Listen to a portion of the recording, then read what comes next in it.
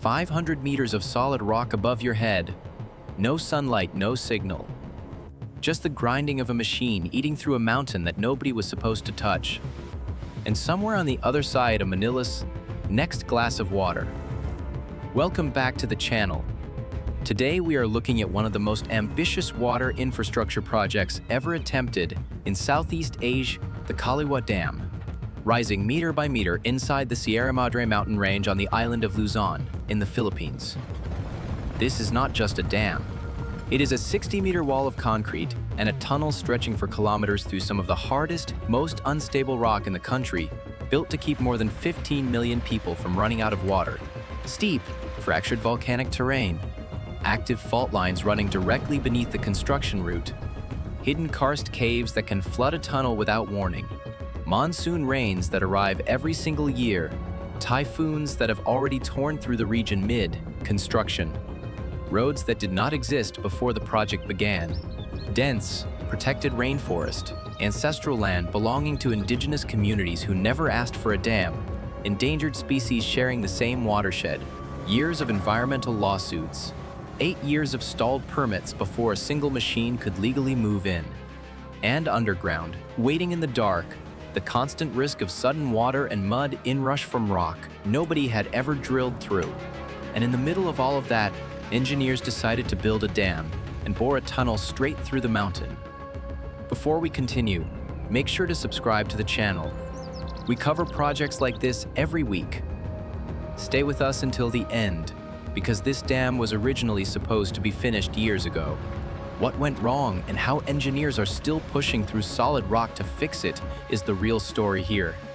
At first, there was only the river. No dam, no tunnel, no machines. Just the Kaliwa River, cutting through the Sierra Madre the way it had for thousands of years past Dumagat, remontado communities living along its banks, past dense forest, past the slow, patient erosion of volcanic rock. No roads reached deep enough. No survey crews had mapped what lay beneath. If Manila kept relying only on the Angat Dam, the single reservoir that supplies roughly 90% of the metro's water, a drought, a typhoon, or simple population growth could push the city toward a full-blown water crisis. If engineers tried to expand Angat itself, there was nowhere left to grow. The geography simply would not allow it. One river, one dam, one point of failure for 15 million people. So the solution was not a small upgrade. It was an entirely new water source.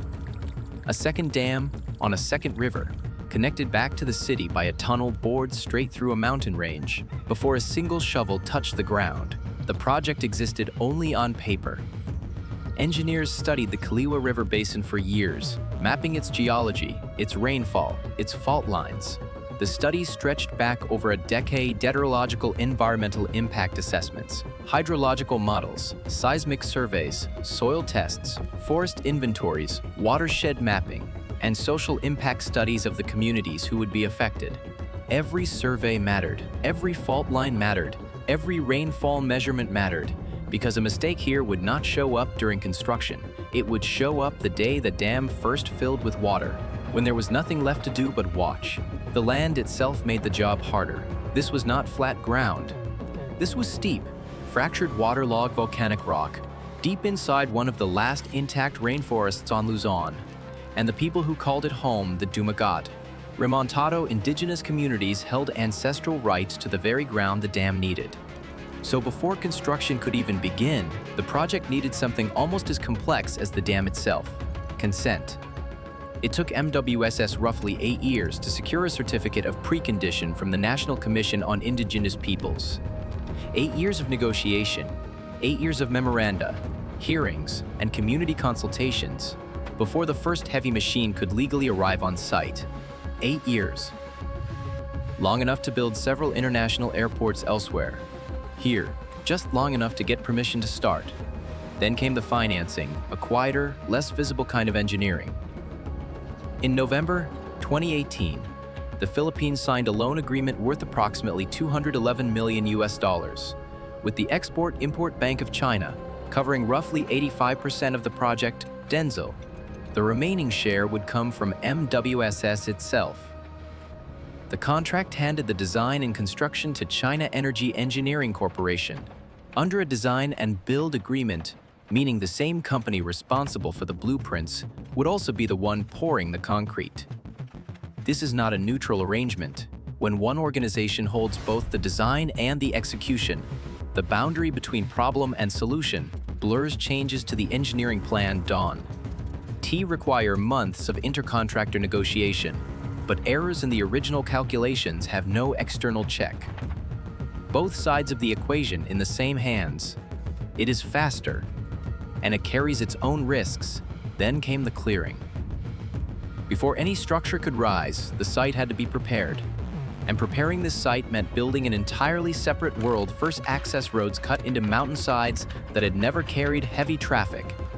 A construction camp erected in the middle of the forest. Power lines run to a place that had never had electricity. Heavy equipment hauled in piece by piece over roads barely wide enough for the trucks carrying them. Temporary bridges thrown across mountain streams. For the camp itself, this was not simple land clearing. This was carving a foothold into terrain that fought back at every stage. Landslide-prone slopes that shifted after every rain. Sudden monsoon downpours that turned access roads into rivers overnight. Rivers themselves that could rise without warning. Cutting off supply lines mid-delivery. And a typhoon season that arrives like clockwork and cares nothing about construction schedules.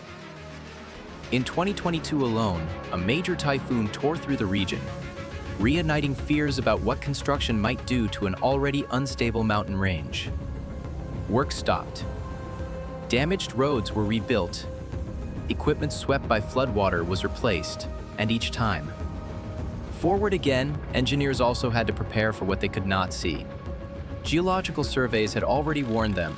The route ahead crossed multiple fault and fracture zones, and sections of karst rock, the kind riddled with hidden caves, cracks, and underground water pockets that have been filling silently for centuries. Karst is not solid stone. It is stone with gaps, with voids, with chambers that hold water under pressure and give no warning until something breaks the seal. Without proper preparation, a karst cavern can flood a tunnel in minutes. With it, the same ground can be tunneled through safely. Without it, disaster. With it, a working dam. Then came the centerpiece of the entire project, the tunnel, a conveyance tunnel designed to carry water from the new reservoir back toward Metro Manila, would have to be bored directly through the Sierra Madre.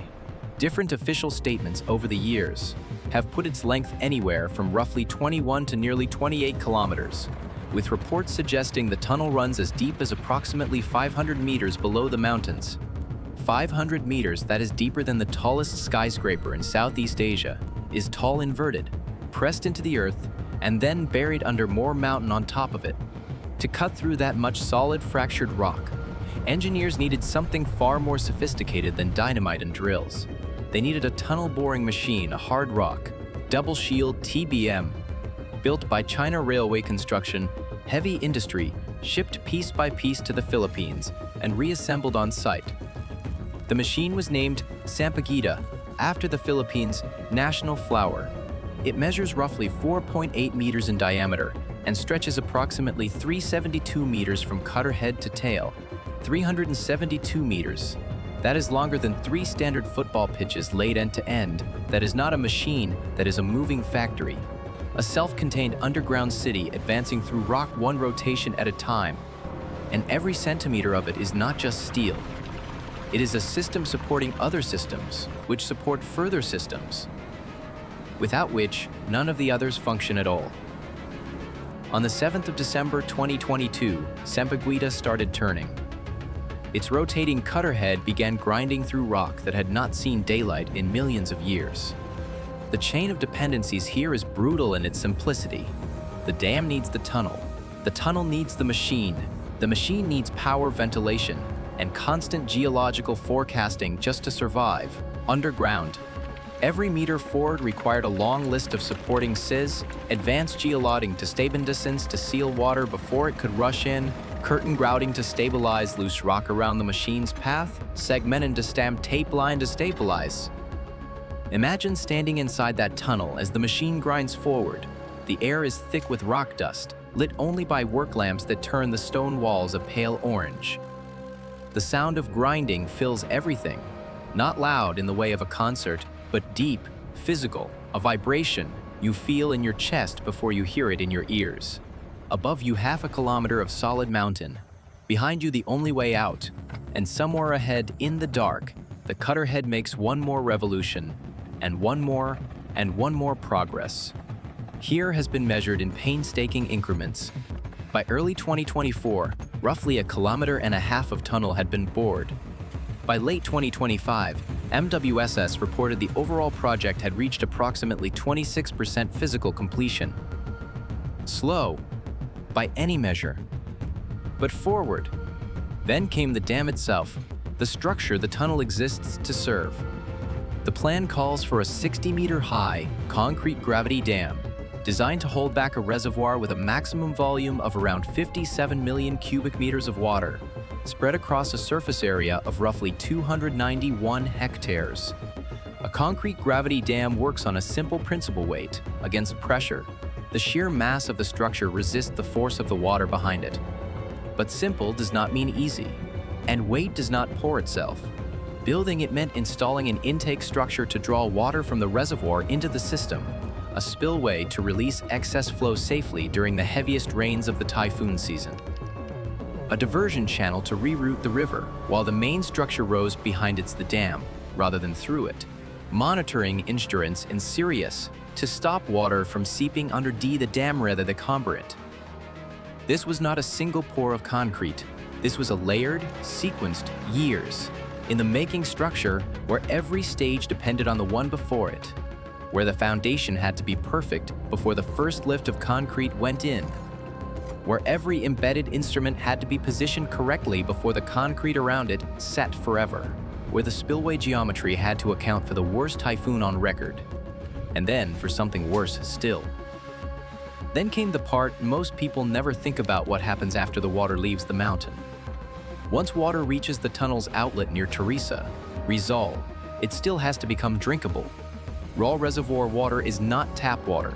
It carries sediment, biological material, dissolved minerals, and everything else a mountain river collects across its entire catchment.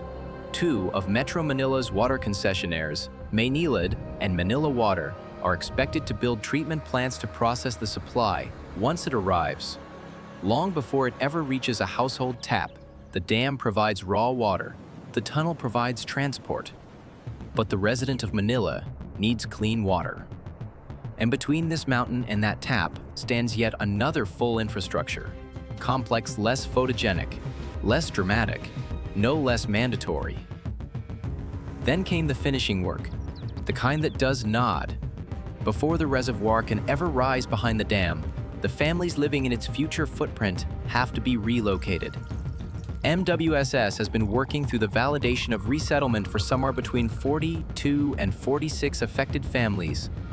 New housing, compensation, and livelihood support, all negotiated alongside the broader agreements with the Dumaguete Remontado communities. This is not a bureaucratic formality. These are people. People whose ancestors farmed this land, fished this river, buried their dead in this mountain forest. Each family is a separate story, a separate set of losses, a separate negotiation over what adequate compensation even means, when the thing being lost is a way of life that cannot be priced. At the same time, environmental mitigation has run in parallel with construction replanting programs for the forest the project disturbs. Habitat protection measures for the species living in the watershed, water quality monitoring along the Kaliwa River below the construction zone, erosion control structures on the slopes cleared for access roads, wildlife recovery programs for species disturbed by construction, and independent compliance audits which, at least in theory, are meant to serve as a counterweight to the pressure to finish faster. Every one of these systems matter just as much as the concrete. A dam without resettled communities is not a finished dam. A reservoir without environmental safeguards is not a finished reservoir.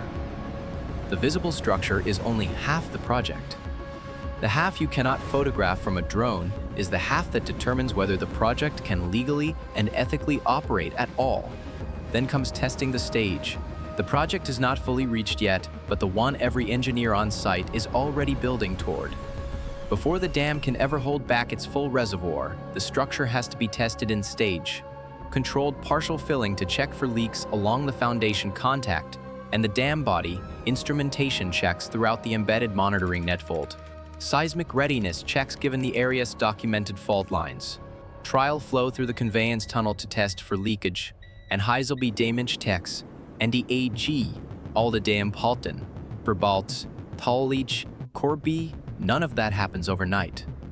None of it happens early. It happens only once. The dam body and tunnel are far closer to completion than they are today. And even then, it does not happen quickly.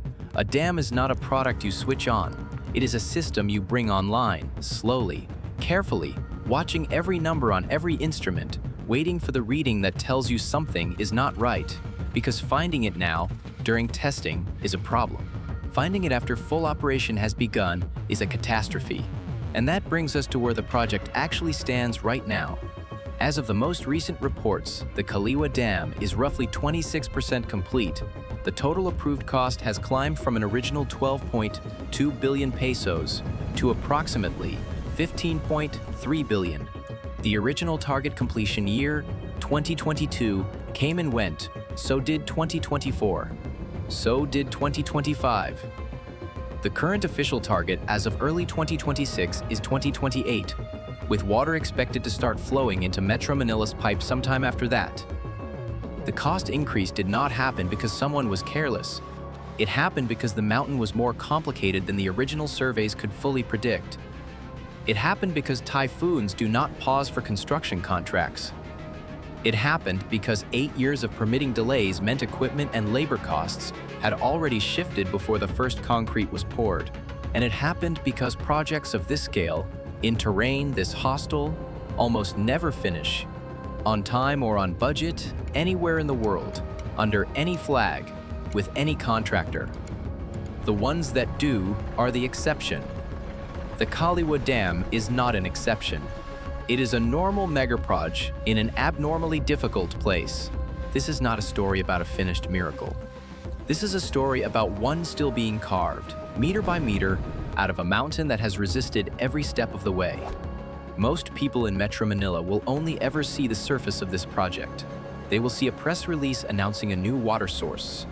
They will see the number on their water bill, unchanged. They do not see 8 years of permit negotiations. They do not see the families who had to leave land their ancestors had lived on for generations. They do not see the engineers half a kilometer underground, watching sensors for warning signs that the rock might be about to fail. They do not see the typhoon seasons that stalled construction year after year. They do not see the geologist working at 3 in the morning, reviewing drill core results, trying to understand exactly what is waiting for Sampaguita on the next kilometer of rock. They do not see the truck drivers navigating collapsed mountain roads in the rain because material deliveries cannot wait for the weather to improve. They do not see the slow, expensive, often invisible work of simply keeping a megaproject alive long enough to finish it. A dam is concrete, a tunnel is rock, but behind both of them is something harder to pour and harder to bore. Through patience, negotiation, and the willingness to keep building even when a project runs years behind schedule. The Kaliwa Dam is not finished. It may not be finished for years. But somewhere inside the Sierra Madre right now, a machine named after a flower is still grinding forward, meter by meter, toward a city that is still waiting for its water. If you enjoyed this look inside one of Asia's most difficult infrastructure projects, subscribe to the channel for more deep dives into the engineering battles most people never see.